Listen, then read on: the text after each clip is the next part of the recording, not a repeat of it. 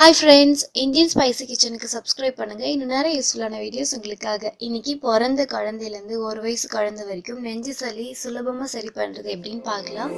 இப்போ ஒரு விளக்கு எடுத்துக்கோங்க. இது நல்ல நாட்டு வெத்தலை, நல்ல காரமா இருக்கும். இப்போ இது நல்ல ஒரு அகலமான வெத்தலையை எடுத்துக்கோங்க. இதுல வெத்தலையோட முன்னாடி பின்னாடி ஆட்டின ஃப்ரெஷ்ஷான தேங்காய் எண்ணெய் எடுத்துக்கலாம். தேங்காய் எண்ணெய் ஃபுல்லா தடவிக்கோங்க.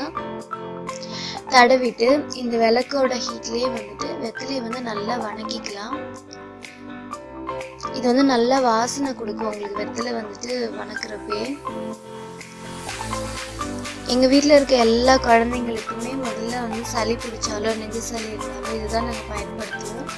இது நல்ல எஃபெக்டிவா கேட்கும். நெஞ்சு சளி இருக்கவே இருக்காது இது யூஸ் பண்ணா.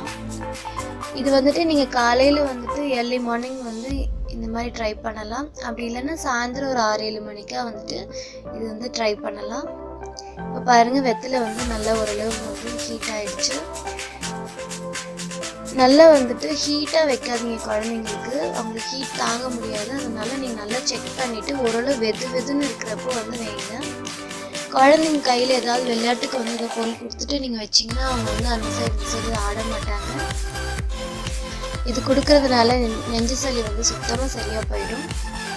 குழந்தைங்களுக்கு நெஞ்சு சளி இருந்ததுன்னா நல்லா சாப்பிட மாட்டாங்க. முக்கியமாக தாய்ப்பால் குடிக்க மாட்டாங்க. அவங்களால மூச்சு அடக்கி குடிக்க முடியாது. அதனால அவங்க வளர்ச்சி ஆரோக்கியம் பாதிக்கப்படும். அதனால சளி வந்ததுன்னா உடனே சரி பண்ணிடுங்க. இப்போ பாருங்க திருப்பியும் இது வெத்தலையை வணக்கி இந்த மாதிரி ஒரு 4-5 டைம் குழந்தைங்களோட மார்பில் வைங்க. அவங்க நெஞ்சு சளி எல்லாம் சரியாக போயிடும். ஓரளவு வெதுன்னு வைக்கலாம், ரொம்ப சூடா வச்சிடாதீங்க.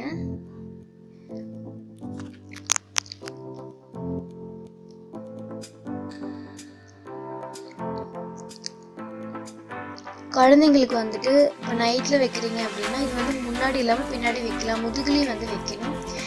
ஃப்ரண்ட்ல எப்படி சூடு பண்ணி ஒரு கொஞ்சம் நேரத்துக்கு ஒரு டைம் வச்சிங்களோ அதே மாதிரி முதுகுலையும் வைக்கலாம். தூங்குறப்போ அதே மாதிரி வச்சுட்டு கூட தூங்க வச்சுடுங்க, சரியா போயிடும். இந்த வீடியோ உங்களுக்கு பிடிச்சதுன்னா லைக் பண்ணுங்க, உங்க ஃப்ரெண்ட்ஸ் அண்ட் ஃபேமிலிக்கு ஷேர் பண்ணுங்க. மறக்காம இந்தியன் ஸ்பைசி கிச்சனுக்கு சப்ஸ்கிரைப் பண்ணுங்க. தேங்க்ஸ் ஃபார் வாட்சிங்.